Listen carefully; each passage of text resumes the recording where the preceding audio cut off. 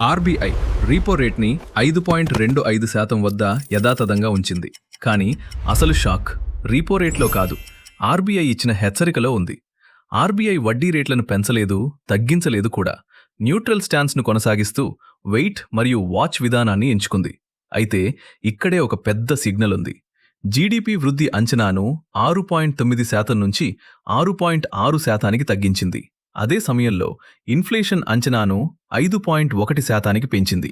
Middle east ఉద్రిక్తతలు, పెరుగుతున్న crude oil ధరలు, సరఫరా సమస్యలు, ఎల్నినో ప్రభావం ఇవన్నీ ఆర్బీఐని ఆందోళనకు గురిచేస్తున్నాయి. అయితే ఒక శుభవార్త కూడా ఉంది. భారతదేశ విదేశీ మారక నిల్వలు $682 బిలియన్ పైగా ఉన్నాయి. ఇది ప్రపంచ ఆర్థిక షాక్లను ఎదుర్కొనే బలమైన కవచం. విదేశీ పెట్టుబడిదారులను ఆకర్షించేందుకు ప్రభుత్వం పన్ను రాయితీలు ఇచ్చింది. అలాగే ఆర్బీఐ దీర్ఘకాలిక ప్రభుత్వ బాండ్లలో పెట్టుబడులకు కొత్త అవకాశాలను తెరిచింది.